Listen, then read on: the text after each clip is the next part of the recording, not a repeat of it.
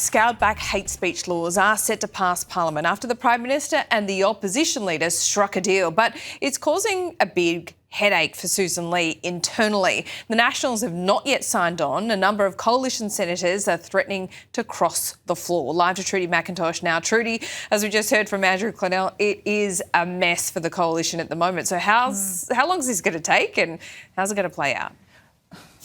Well, Laura, this is likely to go well into the night. MPs in the lower house told not to go home tonight either in case they need to be back here tomorrow to sign off on any amendments that the upper house makes. Sussan and the Prime Minister yesterday meeting to try and go through this bill on hate speech and figure out what they can agree on. Sussan then took that to her Liberal Party room to get an endorsement that they can proceed down this path. But the Nationals have not agreed to this. So there's a very real prospect, as we've been reporting all morning, that the Nationals split off from the coalition on this. This matters when it comes to the Senate numbers. Have a look at a reminder of the pathway here for the government. They need a majority of 39 to get anything through the upper house. The Greens are not going to support the hate speech laws. So that's why they need the coalition support here. You can see there are 4 Nationals, 23 Liberals. So even if there's a big breakaway within Liberal ranks, and there is a chance that Jacinta Nampijinpa-Price, who told Sky News last night she may cross the floor, Alex Antic, another name to think of, they can still get this through with the bulk of the Liberal support. For the Nationals, don't forget, 3 of them in the Senate sit within the shadow cabinet. One senior Liberal pointing out to me this morning, if they're going to defy the shadow cabinet position, those senators will have to consider whether they will resign, potentially leaving open the option that they may choose to abstain instead. Matt Canavan, though, he's unencumbered on the backbench, telling my colleague Cam Redden this morning that he's likely to vote no. And this is far too broad a power to be given to any government to just ban groups that cause harm that they don't like. So you're set you won't support that bill? Well, not as drafted. There'd have to be radical surgery done to have my support to it, for it. But at the moment, I'm a no. One of the big points of contention here is the power to impose a ban on hate groups. Members of the coalition, as you heard Matt Canavan explain there, believe that the threshold is being set too low, that there could be unintended consequences down the track. At the moment in the House, we are seeing the debate on the separate bill when it comes to gun reforms. The Nationals have been opposed to this vehemently right from the very start. It includes a national gun buyback, but also strengthening those powers so ASIO can pass on information when it comes to background checks for guns. It's been a pretty fiery opening debate here, the Nationals leader leading the charge. That's the gutless nature of this government that will not own up to the problem that has been allowed to seep into this country for 2.5 years.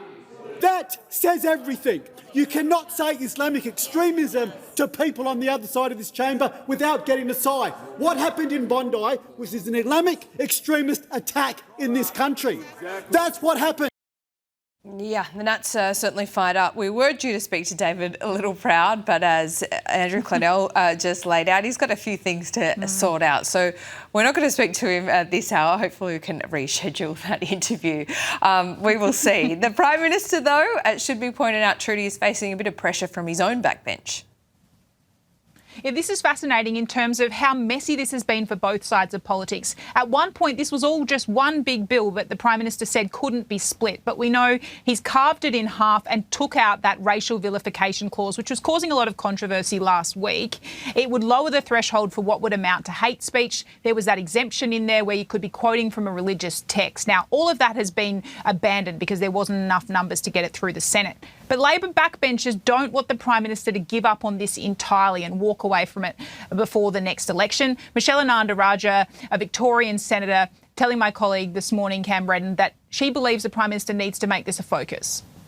I'm a little disappointed that we have had to abandon racial vilification. I do think that it's a major loophole towards terrorism.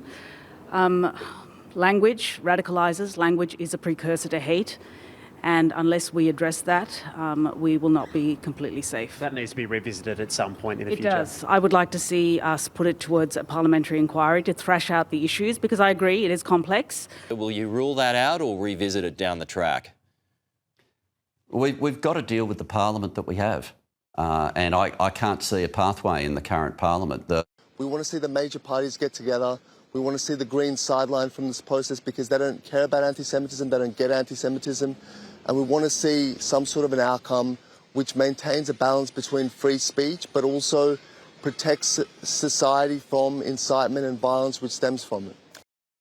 That intervention from Alex Rivkin, one of the leading Jewish leaders in this country, though seeming to fall on deaf ears, Laura. At this stage, there's no plan from the Prime Minister to revisit these racial hatred laws. Yeah, it doesn't seem so. Trudy, thank you. This will be certainly the subject of question time when it resumes today. That will be at 2 p.m. daylight time for the first question time.